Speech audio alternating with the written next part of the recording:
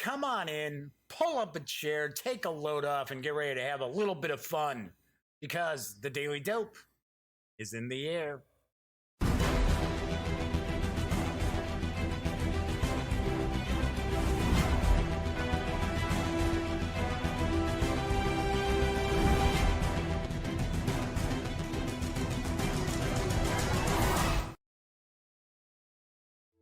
Howdy, howdy, howdy, gang. Yes, I'm Jeff Mackler, back once again as your host here at The Daily Dope, presented by thegaminggang.com. Welcome aboard. I happen to be the grand poobah of the Gaming Gang. And of course, that makes me the grand poobah of The Daily Dope, too. So, this is your first time joining in. This is a live stream. Very, very casual. Just, for the most part, talk about tabletop gaming.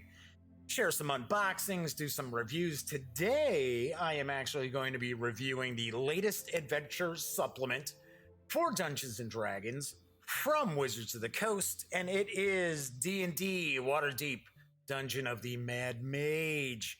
So I'm going to get into that in just a little bit.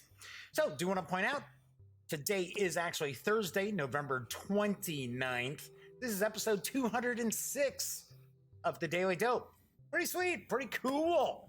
Do want to say that if you like the Gaming Gang channel, be sure to subscribe. And if you happen to like this video, by all means, give it a quick thumbs up. I like seeing little thumbs up. They're nice. Because this is a live stream, chat is available on YouTube.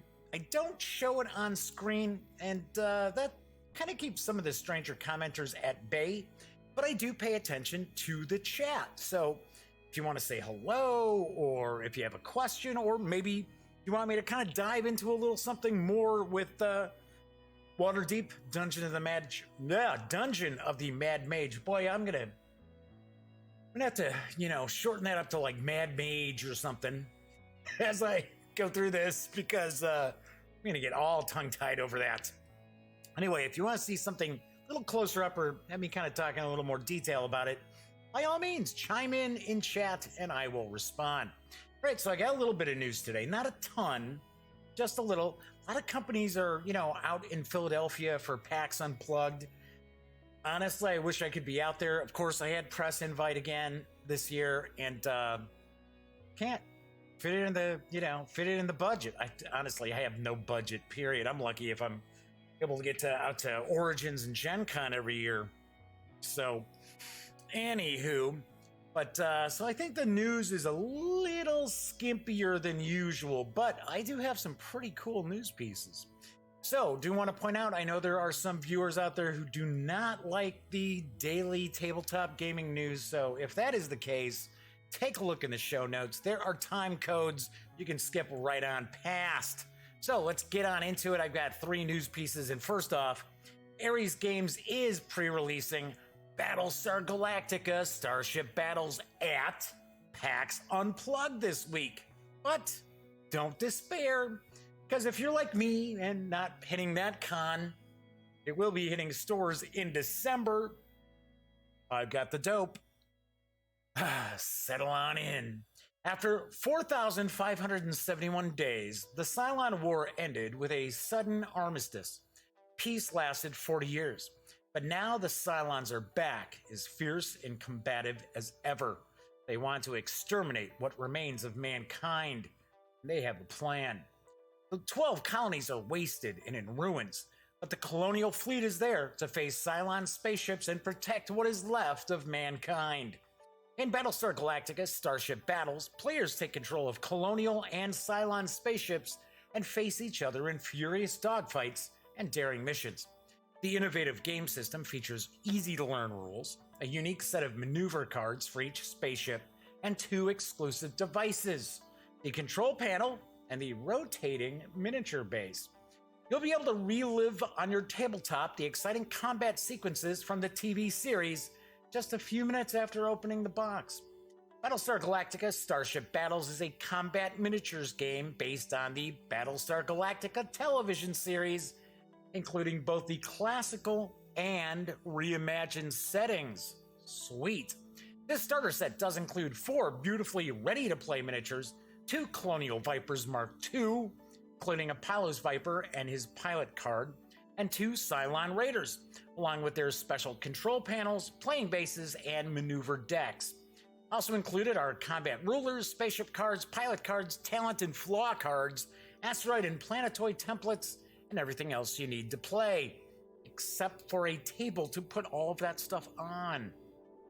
You can begin playing with the quick start rules to handle a simple dogfight, where the goal is eliminating your opponent. Once you've learned the basics of flying and fighting with a spaceship, you can go to the complete rules and experiment with many other scenarios, and then add further details to the game by including some or all of the optional rules and using optional features, which adds special elements to the game, from pilot's abilities to the use of asteroid fields and planetoids. This starter set is a complete game, but it's also your starting point for the whole range of Battlestar Galactica Starship Battles products. You can add more spaceships to your games with additional starter sets or spaceship packs. The Battlestar Galactica Starship Battles starter set is for 2 or more players, ages 13 and up, and each battle should play in about 30 minutes. The game will hit stores on December 10th and will carry an MSRP of $59.90. Very cool.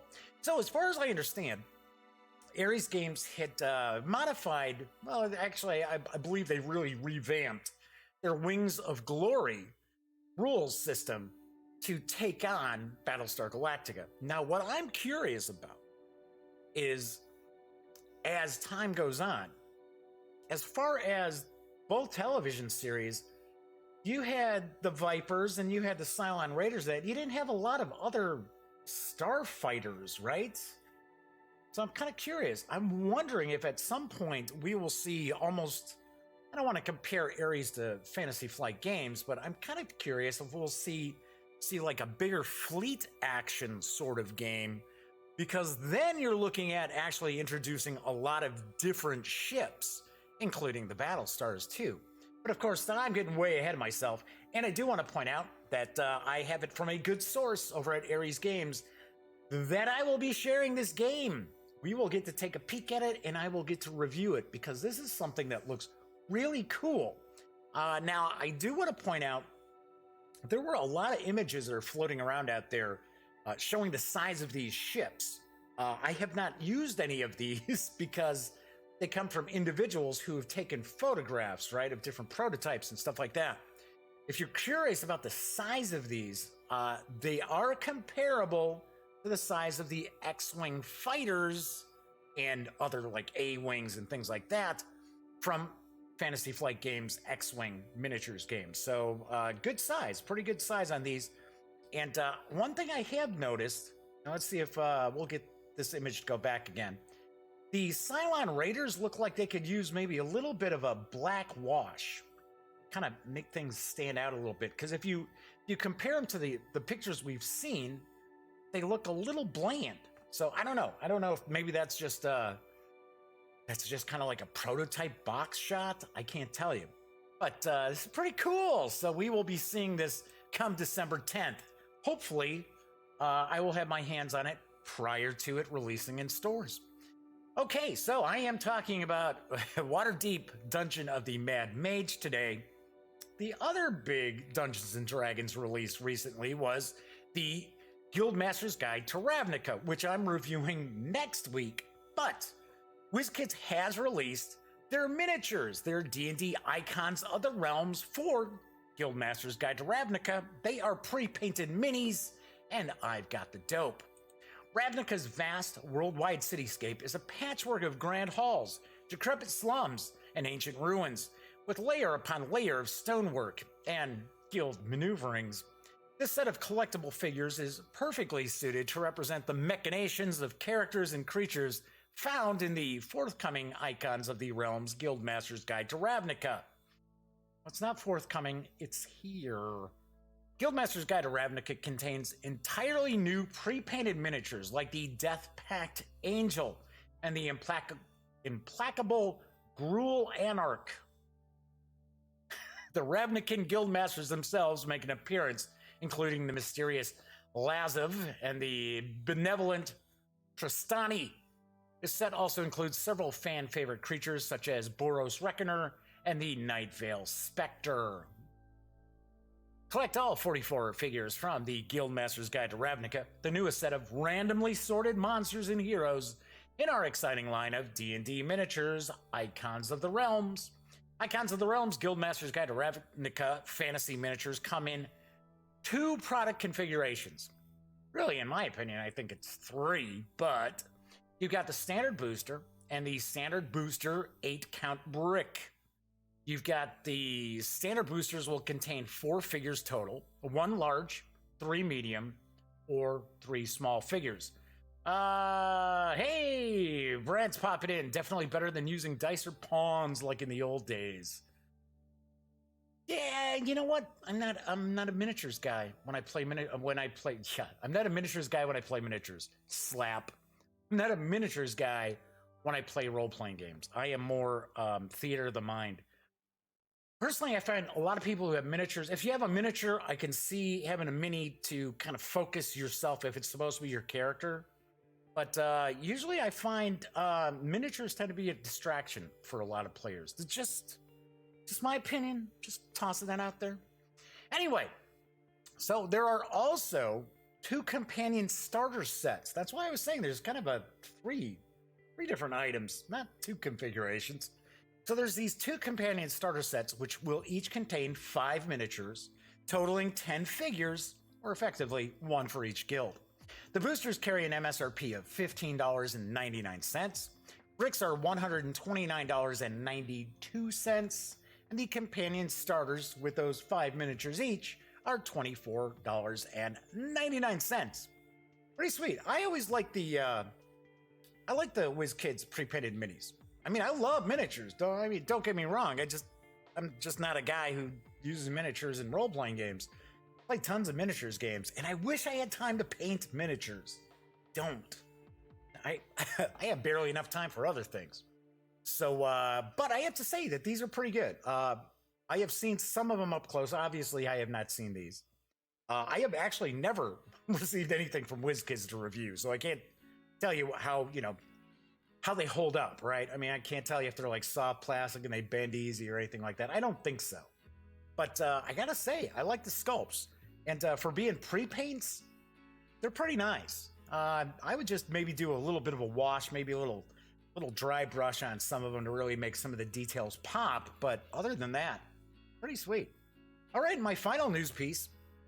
There is a new edition of Endeavor, Age of Sail, that's finally making its way. Well, I shouldn't say finally. It's making its way into friendly local game stores for Burnt Island Games and Grand Gamers Guild, following a successful Kickstarter, and I've got the dope. The modern classic returns.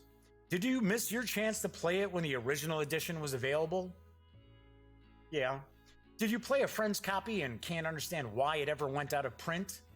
Nope, never played it. Did you play your own copy into ragged pieces like we did? How many times I gotta tell you, I've never played this game.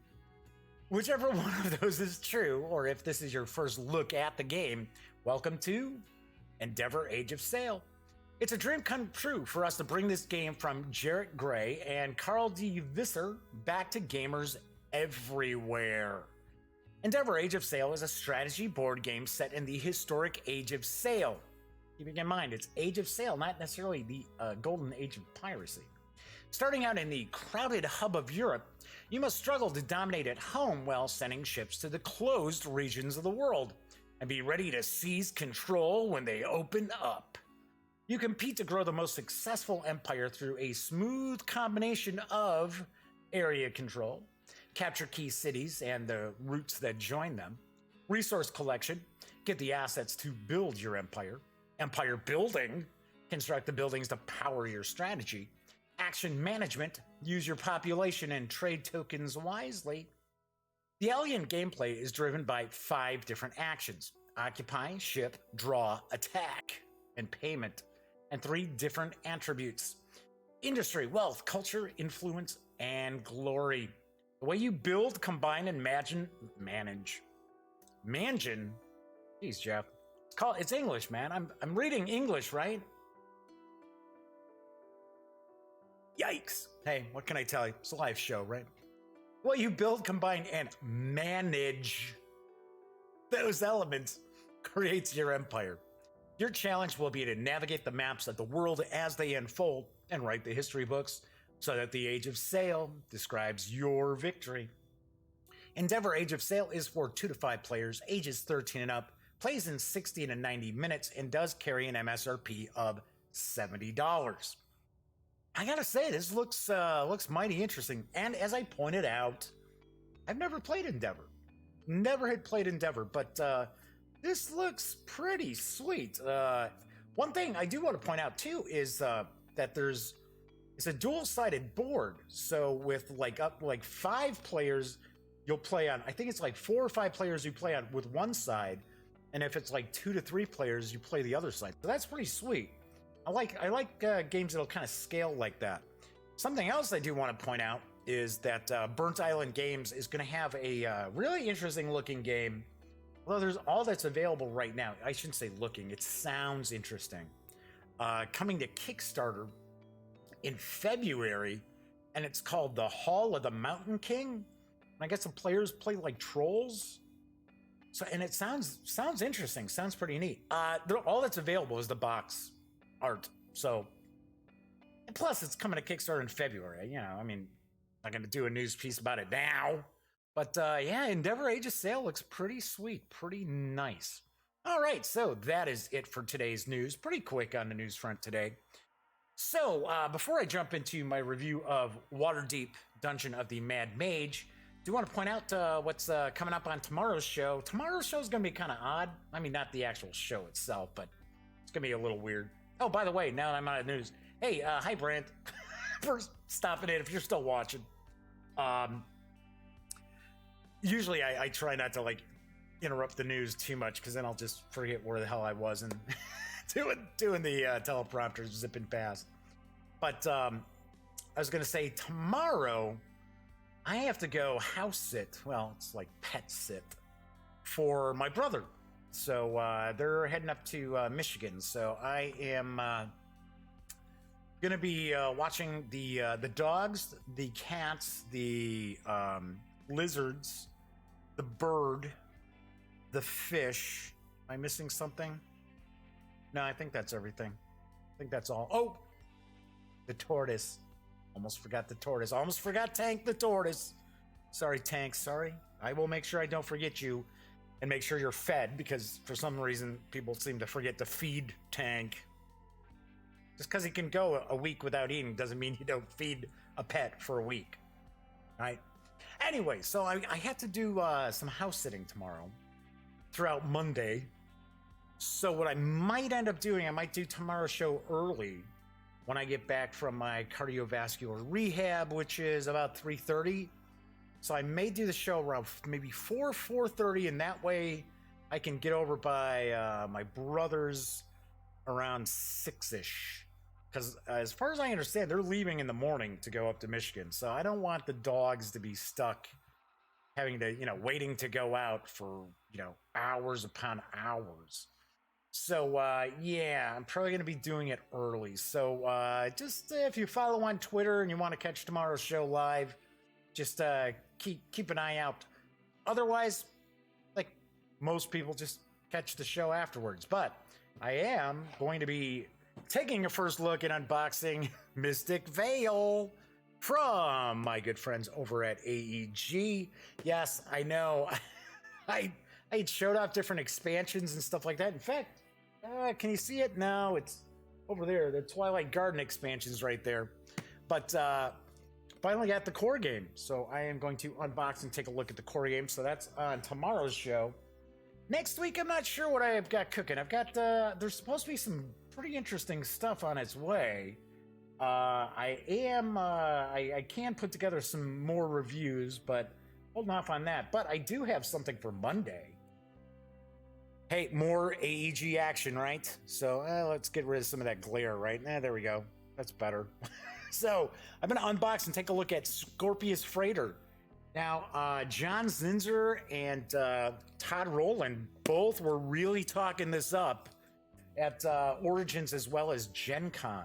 So I'm interested to check this out because it seems pretty interesting. You're it's a science fiction game. You're smugglers, and the thing is, it's kind of like, it seems like there's a push your luck mechanic to it, because you can get to the point where if you've got too much stuff, the authorities can like clamp down and like board your ship and stuff like that. So I believe there's a bit of a take that to it, where you can like try to send the authorities off after your your fellow players. So we will find out more about that on Monday's show. Okay, so a couple other things. In December, I am going to do my countdown of my 10 favorite games for 2018. Yes, I know. What a concept. A reviewer actually doing top 10 games of a year during that actual year, as opposed to July of the following year. And I understand why some reviewers do that, because a game might release in December and it's an excellent game. I get that. I understand that. But myself personally, you do a top 10 or best of the year at the end of the year, right? That's how I look at it. So I am going to actually do my top 10 games, and I'm going to count them down. So what I might do for a week, I might do a couple of games and kind of show them off a little bit. It'd probably be a little messy with the other camera and stuff like that, but that's kind of what I'm going to do, and count down to my top one, my favorite game. And there are a bunch of games that are in the running right now. Also in December, I'm going to do a bit of a gift guide, some cool stuff that you might want to take a peek at. Some of these might be brand new games or newer games. Some might be some classic games. There might even be a few things that aren't necessarily games that I toss out there. So I did that last year on actually a test show. It wasn't actually an official episode of the Daily Dope, and quite a few people liked it. So I think I'll be doing that as well. All right, so I know most people are tuning in because they want to kind of see good old D&D Waterdeep Dungeon of the Mad Mage a little closer up. So it is from Wizards of the Coast. Of course, people already know that. The book clocks in at 320 pages, does carry an MSRP of $49.95. It's a hardcover, and the lead designer on it is Chris Perkins. We are going to actually give credit where credit is due. When I crack this open, I will kind of read off the list of the various designers in that and kind of show off the artists and so forth. So let's move on over to the other camera here. Look at that transition. Oh, there we go. I was gonna say, why does that color look strange? Yeah, right. Hold on here. Let's take a look at something. See, now the color doesn't look right. Let me see. Let me see. Just making sure there's no like autofocus or auto color going on. Might have been that. Could have been an auto. Looks like an auto white balance was on. Yep. No, that still looks. No, that's pretty close. I mean, that red is pretty close to my. No, that's awful. That's weird because this camera was fine, but I did move some. I did actually move some lighting around. So, pop in here. Much better. There we go. Much better. There we go. All right. Now it actually looks white. But then, okay, so yeah, see, because I have it trying to kind of make sure that we get the white balance correct. It's kind of making this cover look actually, it's not so bad. All right, so anyway, let's hop on in now. I do want to point out that I already did a complete page through of Waterdeep Dungeon of the Mad Mage a couple of weeks ago. And so if you want to see like all of this up close, by all means, jump back and check that out. Now, I am going to go through this. I'm going to try to keep this pretty spoiler-free, although I am going to be showing off some parts of the book too, so that being said, there's going to be some spoilers, and of course, giving you my thoughts on this. There's going to be a little bit of spoilers on that as well. So just so folks know. So if you're a player and you're looking forward to your dungeon master running this, see you tomorrow. I mean, I would recommend you don't watch the rest of this. But I would say if your dungeon master is up in the air about purchasing this, tell your dungeon master to check out this video, because I'm gonna be very, very upfront, very honest. I always am with all my reviews. This is not going to be for everybody. This is not for every gaming group. This is definitely not for every dungeon master either, and I will get into that too. So let's take a look at the back here. It says, the greatest dungeon of them all. In the city of Waterdeep rests a tavern called the Yawning Portal, named after the gaping pit in its common room. At the bottom of this crumbling shaft is a labyrinthine dungeon shunned by all but the most daring adventurers. Known as Undermountain, this dungeon is the domain of the mad wizard Hallister Blackcloak. Long has the Mad Mage dwelt in these forlorn depths, seeding his lair with monsters, traps, and mysteries. Bum, bum, bum. To what end? That question is a constant source of speculation and concern. This adventure picks up where Waterdeep Dragon Heist leaves off, taking characters of 5th level or higher all the way to 20th level should they explore the entirety of Hallister's home.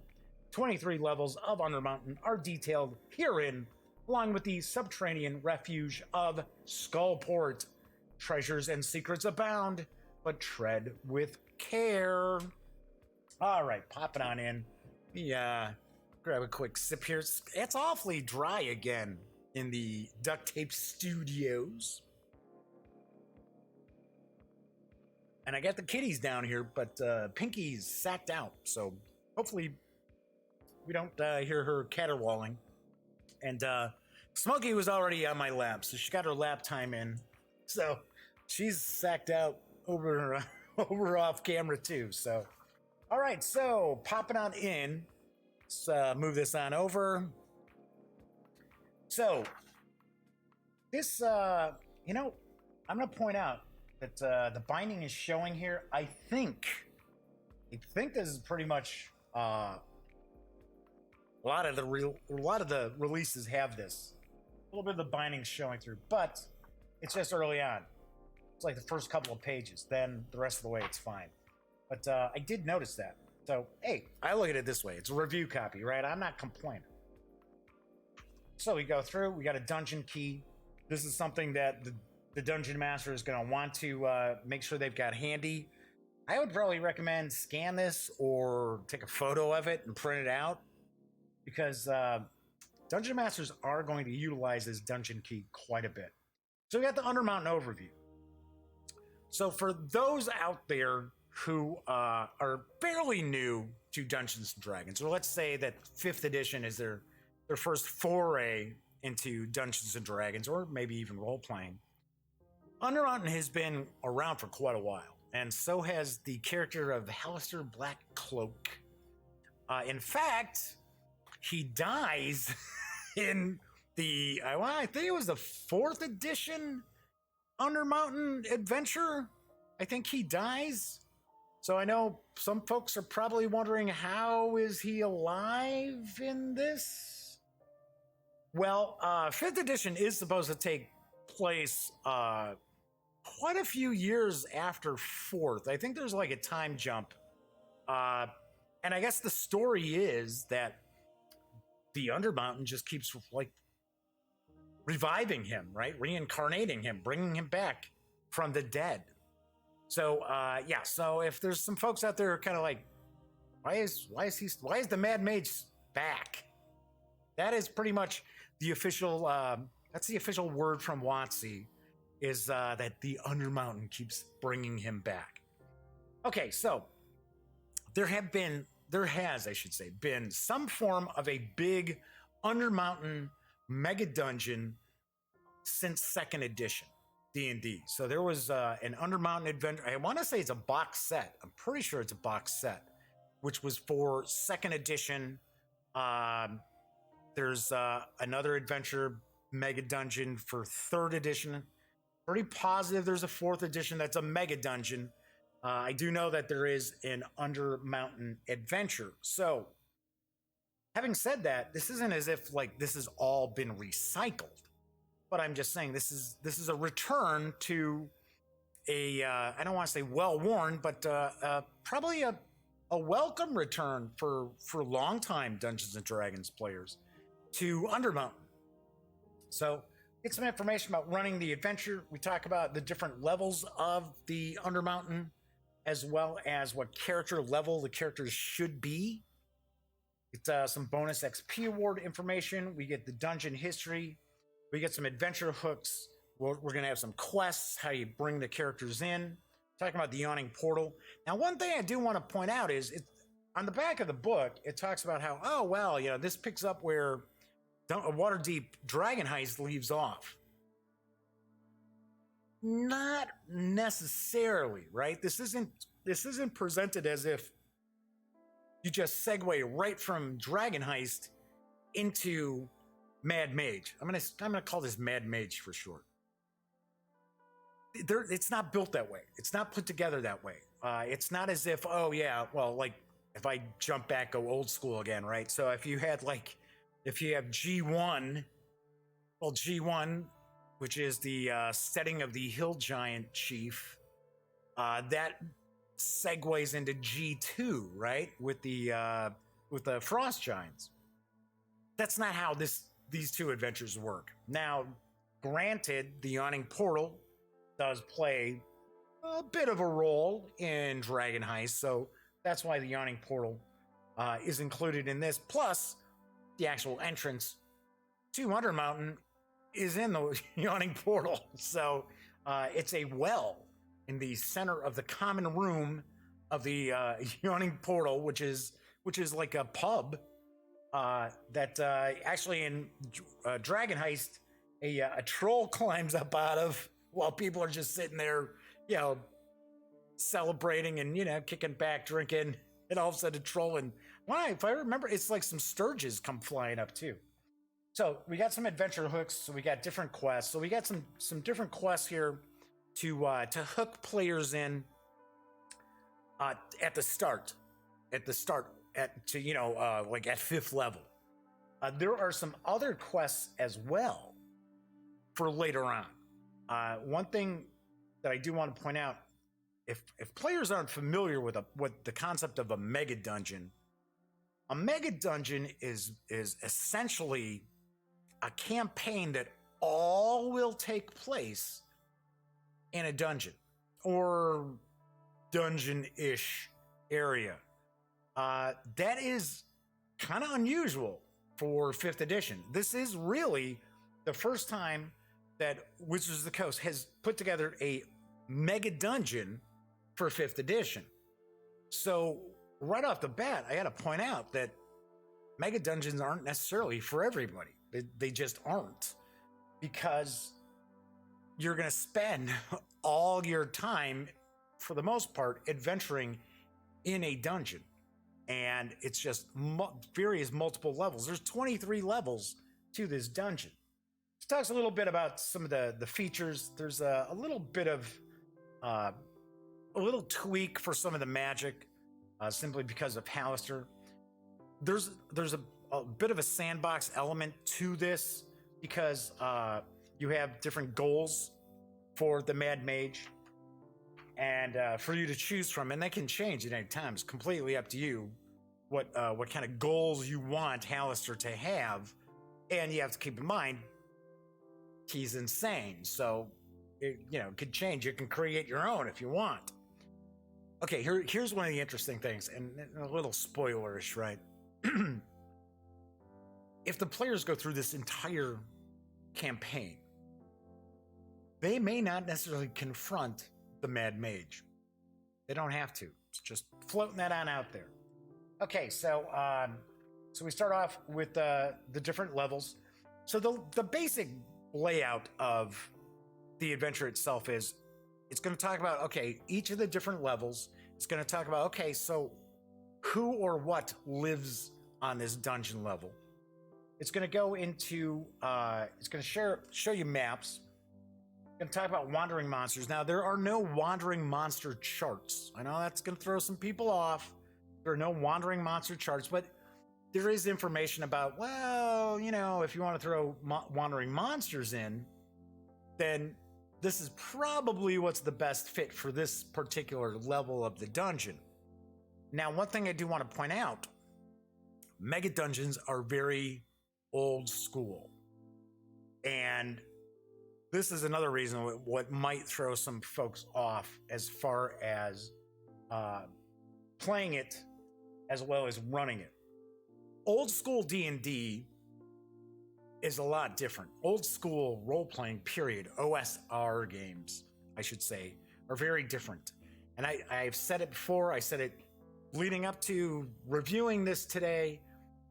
5th edition is more OSR than people realize.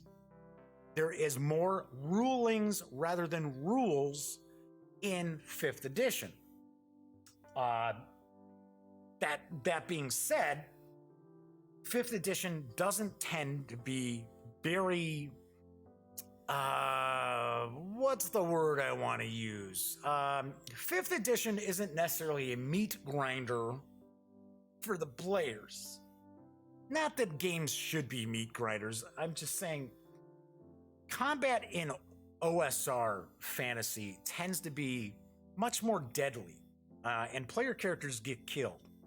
That's what the 10-foot pole is for. People, I've had players ask me, so what is the 10-foot pole? You know, an adventurer pack might contain a 10-foot pole. What is that for? It's like to test for traps. It's to test the dungeon floor ahead of you for like pit traps and things like that. So anyway, we get the wandering monsters, and then it breaks down to the pretty much a rundown of the different areas, different rooms of that dungeon level. We got the maps here. Some people don't like these maps. Other people are like, they're fine. I have no issue with the maps. I think these maps are fine. Okay, so are they really like knocking it out of the ballpark or anything? No. But I have seen some people online carrying on about the quality of the maps in this book. And they're like, oh, well, you know, the maps in Dragon Heist were way better. And, you know, the maps in, say, like Curse of Strahd are way better. Okay, so here's an example of, this is just the first level of the dungeon. Well, the first things I'm going to point out about the map is 1 square equals 10 feet, which is way different than usual in maps in D&D.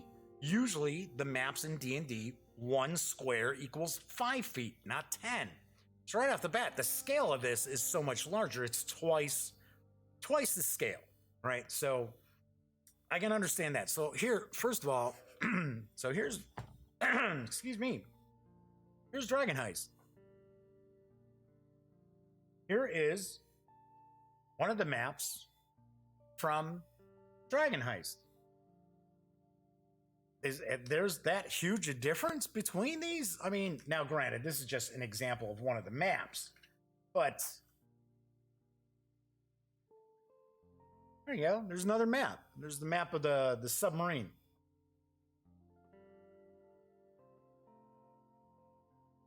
There you go.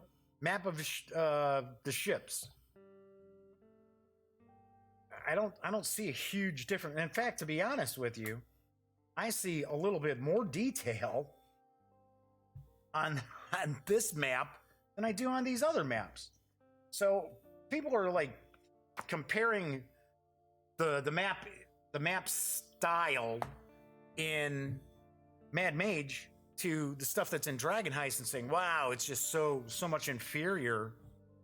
Honestly, I don't see it. Other thing you got to keep in mind, you're looking at over 23 maps, because there are some levels that have more than one map. That's a lot of maps. So, you know, Curse of Strahd, yeah, let's take a look at Curse of Strahd. Okay, so I see where people are going with their critique, comparing to Curse of Strahd, right? Okay, so it's full color. That's pretty cool. Really nice. Got a lot of detail to it.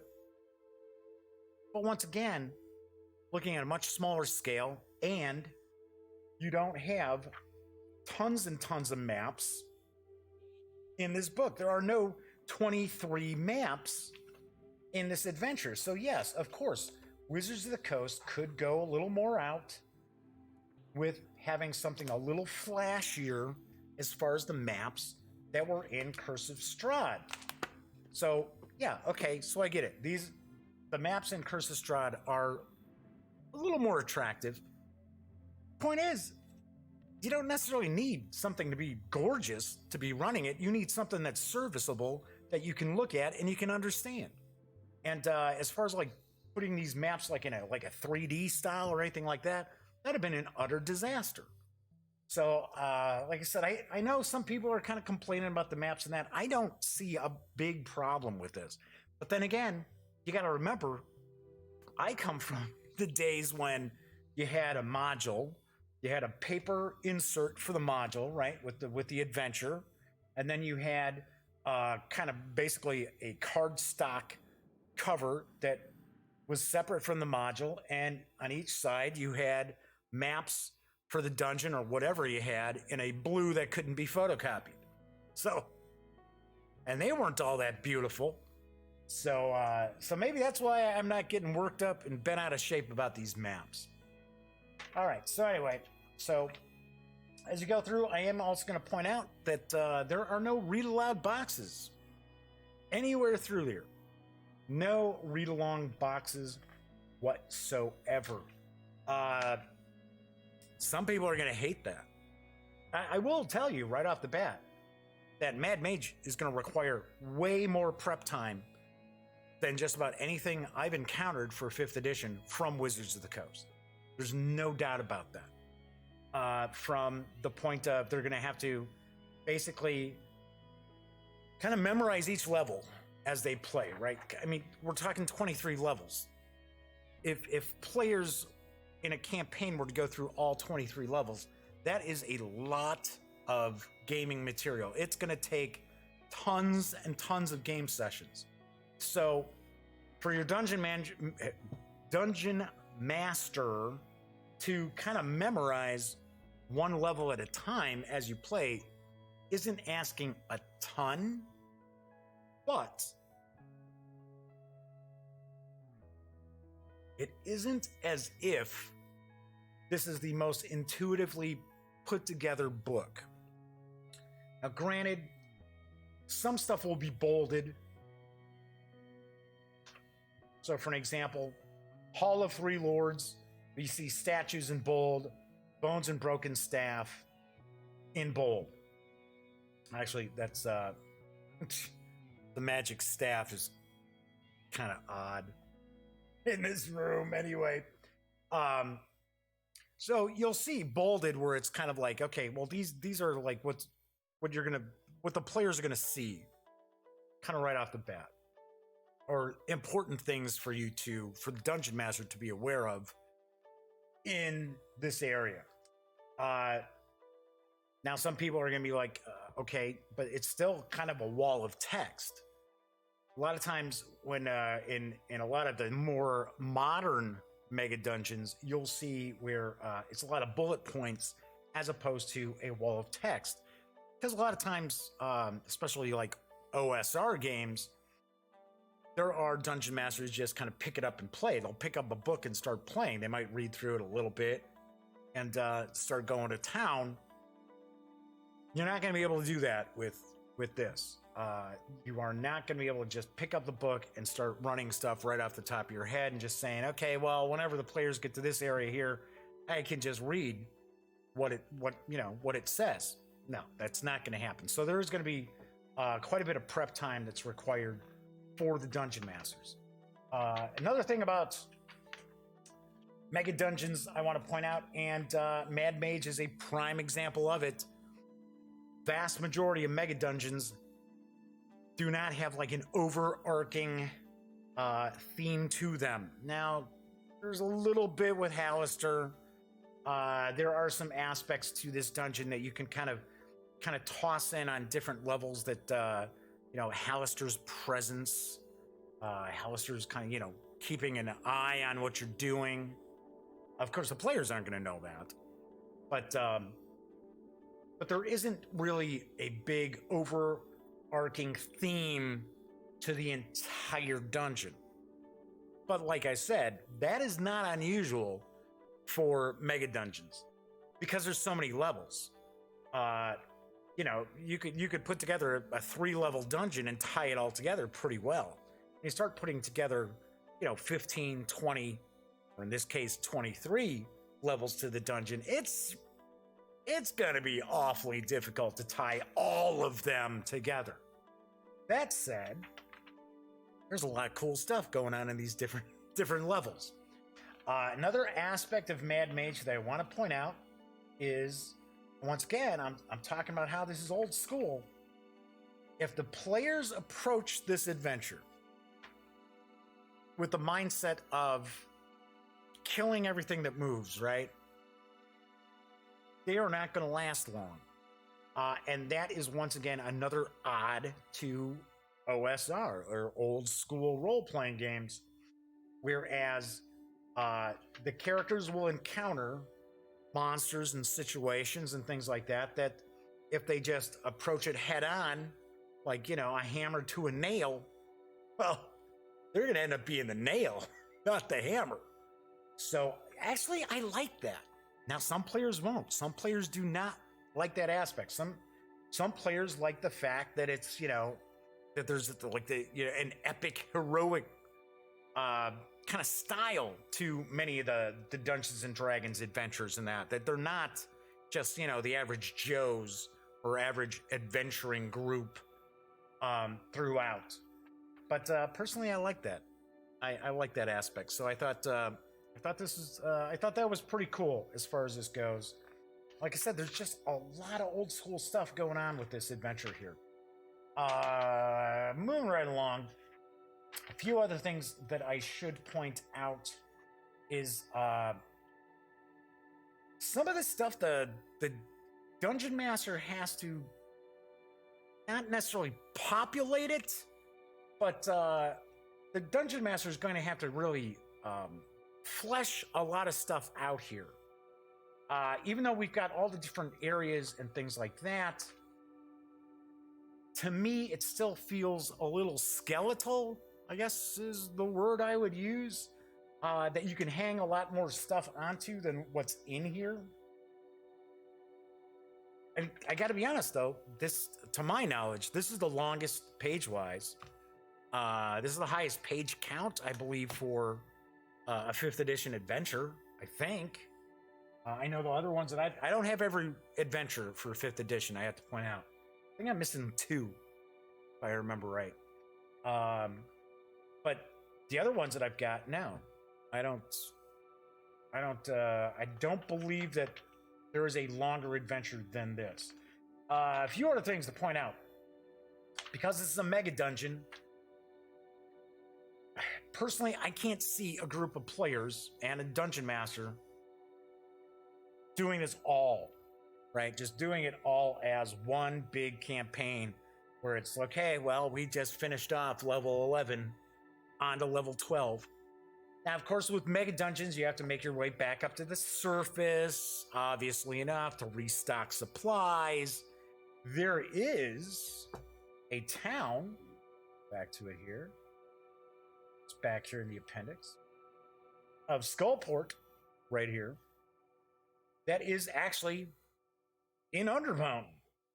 And it's kind of, well, okay, so I'm not going to ruin it, but it can be utilized as a place to resupply. It can also, actually, depending on how a dungeon master wants to take it, it can also become kind of a place of power for the player characters. It does start off not the most populated place around, so the adventurers could conceivably kind of take power, maybe even like start recruiting more citizens to Skullport. I think that would be kind of a cool little subplot going on. So I want to point that out too. But yeah, I can't imagine players, even people who are really into the old school Renaissance sorts of games where it's all like a lot of dungeon crawls. I can't see them doing 23 levels of a dungeon just, week upon week upon week. Granted, you can have breaks in the action where you can have the players return to Waterdeep. You can have them go to Skullport. But for the most part, you are looking at the adventure is just one big new level, new level, new level, new level. There are traps throughout the dungeon. Some are pretty cool. Some are kind of a little hackneyed in my opinion, but it's kind of continuing along. So another aspect of Mad Mage, which I started to kind of touch upon, that's pretty old school too, as far as players can't approach this as just let's just hammer that square block of wood through that circular hole kind of thing. That they can't just use brute force against every challenge that they run across. There are competing factions. There are various different factions throughout the level, the various levels of the dungeon. And once again, this is kind of a nod to the old days. Not every faction is going to be hostile to the characters. Some of them really don't care about the characters at all. Some of them could be befriended. A lot of the levels have competing factions that are vying for power on that level, and of course the players can side with one of the factions. They can try to pit the factions against each other even more so than they already are, kind of play one against the other. So once again, that is another kind of nod back to old school Dungeons and Dragons, because old school Dungeons and Dragons was famous for throwing characters in a situation where maybe your characters are second or third level, and boom, they're facing an encounter with the monsters that are way too high a level for them to actually fight and survive. So the players gotta use the brains, gotta use the old brains to figure out how do they get past that situation. So that was something I do like about this too, is that there are aspects to this where the dungeon isn't necessarily balanced out. Now, there are no real extreme situations that I ran across where it was like, oh wow, these villains are too overpowered for the player characters. But I did like the fact that there are a lot of aspects to the different levels and different encounters in here that the players are going to have to use their brains. They have to use player skill as opposed to character skill. So that is something that I definitely do like. All right, so just kind of moving on through here. There's some cool magic items. There's some really powerful magic items throughout here. There are some oddball magic items. There are a few different encounters that really harken back kind of a little bit to the Gonzo days as well of Dungeons and Dragons. That's one of the reasons why I'm going off on a little tangent here, but one of the reasons why I really am trying to expose my nephew Cameron and his friends who are part of the gang to kind of an old school mentality for a fantasy role-playing game, because I want them to experience that same kind of sense of wonder playing a game like I did when I was a kid, right? Now, one of the members of the gaming gang, Daniel, is really into Dungeons and Dragons, really into 5th edition. He's read a lot of the books, but he hasn't really run it much. And the way I kind of look at it is, I want them to be like, whoa, what the hell does that thing do? As opposed to be like, oh, well, you encountered this rust monster, and what the rust monster does is, No, I want them to be like, yeah, WTF? Oh, what is that? That's one of the things that I kind of like about some aspects to this as well. Is it's not just the same old monsters that we run into in like almost every kind of fantasy role playing game adventure. So pretty sweet. Another very cool aspect of this is, to my knowledge, this is the first 5th edition adventure that will actually take players all the way up to level 20. I think that's very important.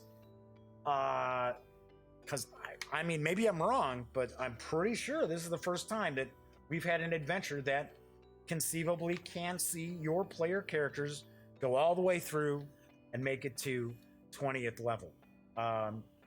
So pretty sweet. Okay, kind of just finishing off here. When the players get to about level 20 or so, it's important for them to be about 17th level or higher, because it starts getting to the point where there's some areas where it's like, oh yeah, well, now I'm probably exaggerating a little bit, like, oh well, okay, so there's 60 bugbears, things like that. It's like, oh, okay, well, so you're gonna fight all those? Okay, well, you better be pretty high level. Another aspect of this, I can't imagine this being like a total party kill sort of adventure if the players play it smart, because of the fact that the healing rules are really beneficial to the players in 5th edition, right? It's not that difficult to regain all of your hit points.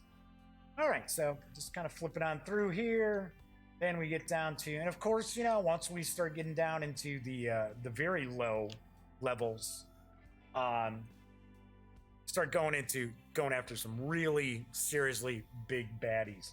Another aspect of the dungeon to point out is that there are some like weird energies to the Undermountain that actually play with the sanity of those who are exposed to it for too long.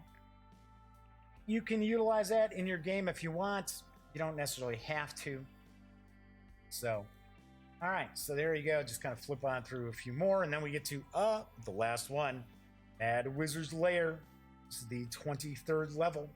I do want to point out there are various different portals throughout the dungeon, so it's not as if the player's going to have to trek all the way back and forth to either Waterdeep or to Skullport. There are some new monsters, not a lot. There are not a lot of new monsters, but there you go. There's Hallister himself. Hallister has different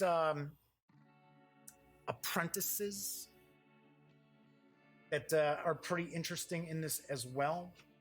But so we got a few new monsters. Would have been nice, honestly, if we had some more artwork in the book.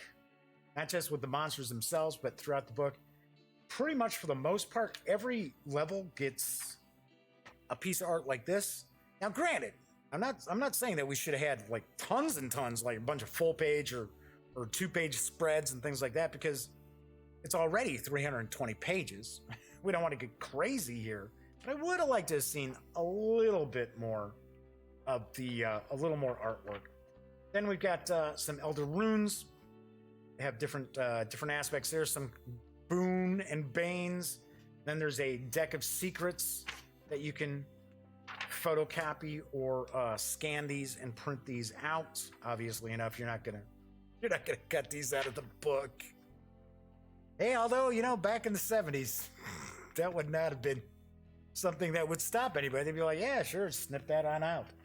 So that is pretty much the Dungeon of the Mad Mage, and kind of going through that, kind of sharing some of my thoughts. So how do I basically break this down, and what kind of score do I give this? Let me grab a sip here.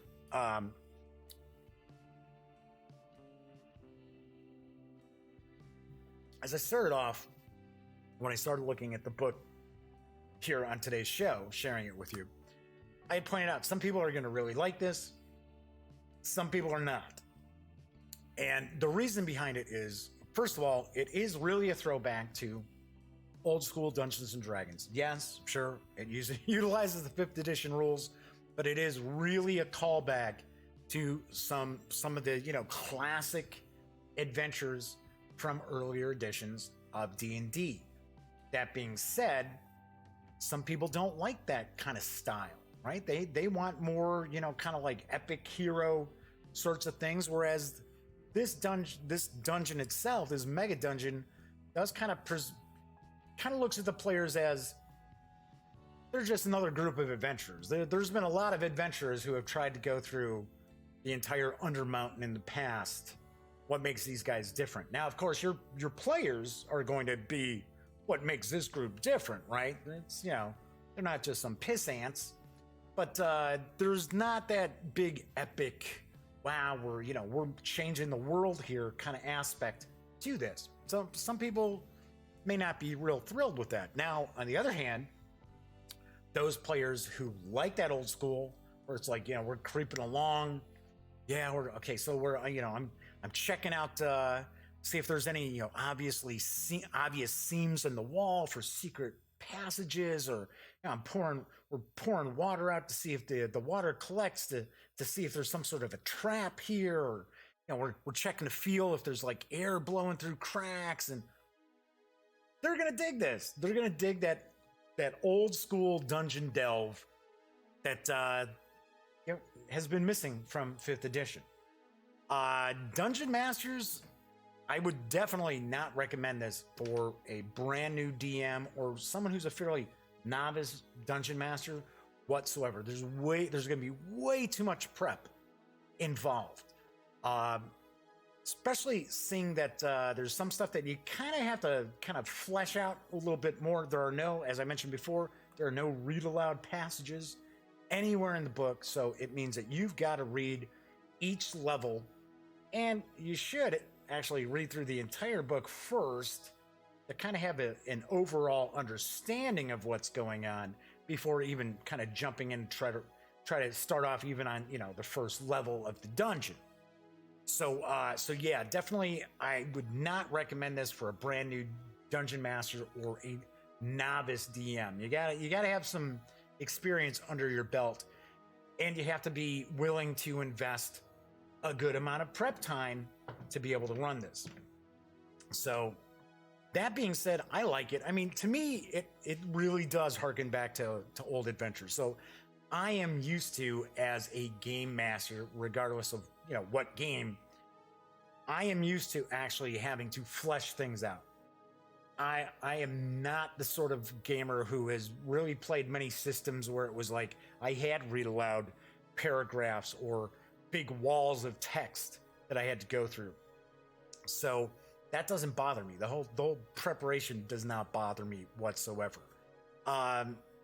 Some people may not like the fact that all these levels of the mega dungeon don't all tie together. There isn't like some, wow, it's like, so we go from this level to this level to that level, and it's just this big, long, overarching story.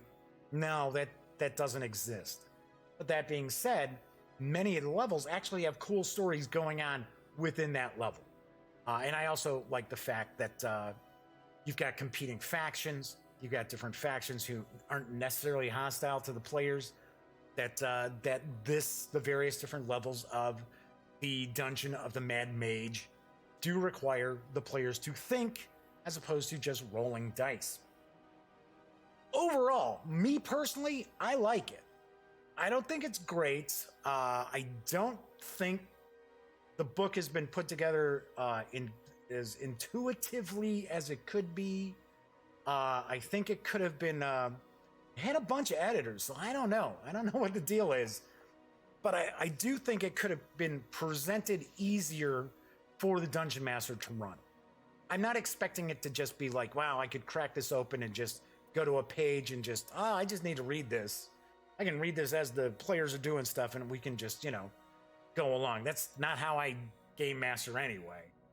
But I give it an 8.3. I really do. I give it an 8.3 out of 10. It's not perfect. I like the fact that it's, it's a throwback. It really is a throwback. And maybe because I'm old school, maybe that's why I'm scoring it, an 8.3. I'm sure there's people out there who are going to score it way, way lower than my 8.3. Unfortunately, this is a product that I think for the first time, it's too bad that we don't see Wizards of the Coast PDFs, because even though, this is 320 pages, as I mentioned before, this is the biggest adventure for 5th edition, as far as I understand, page count wise. And it does carry an MSRP of $49.95. If Wizards of the Coast did PDFs and say this was a $25 PDF, I think game masters would be more open to checking it out, to dip their toes into it, to see if it is a right fit for not only their group, because some people hate mega dungeons. I'll be honest, I could not imagine myself running this start to finish.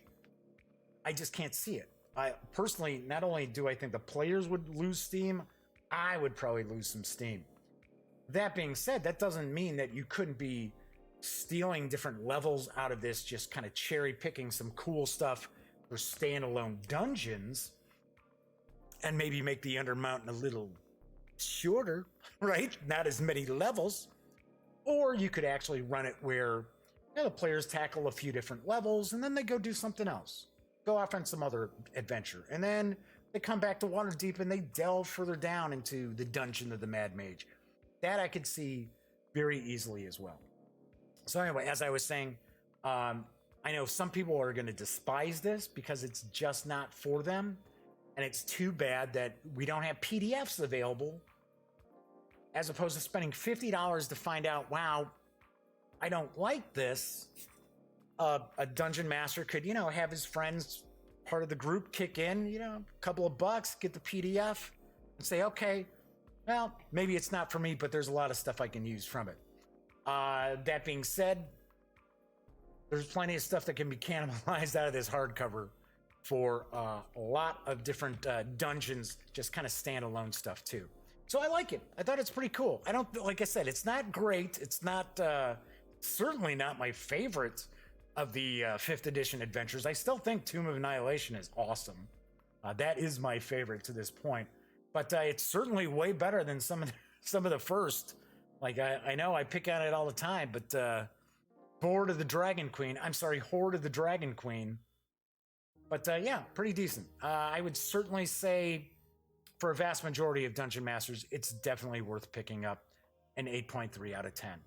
All right, so that is it for today's show. On tomorrow's show, as I mentioned, probably going to do an early show, kind of follow on Twitter. I will tweet at what time that I'm going to be doing the show, but I'm going to be doing an unboxing of Mystic Vale, the core game from my friends over at AEG.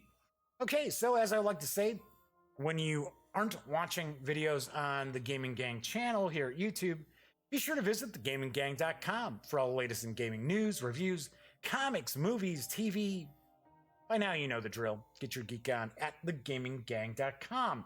Once again, I'm Jeff McAleer. Enjoy the rest of your Thursday night.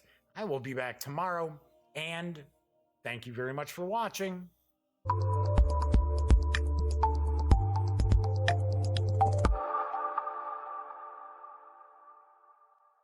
Thanks again for watching The Daily Dope, presented by The Gaming Gang. If you like this episode, be sure to give it a quick thumbs up. And if you dig the channel, please subscribe. If you'd like to check out our previous episode, click right here. And if you want to check out a somewhat randomly selected episode, give a click right down here. It'll be like opening a box of Cracker Jacks. You just don't know what you'll get. Once again, thanks for watching, and I'm Jeff McAleer.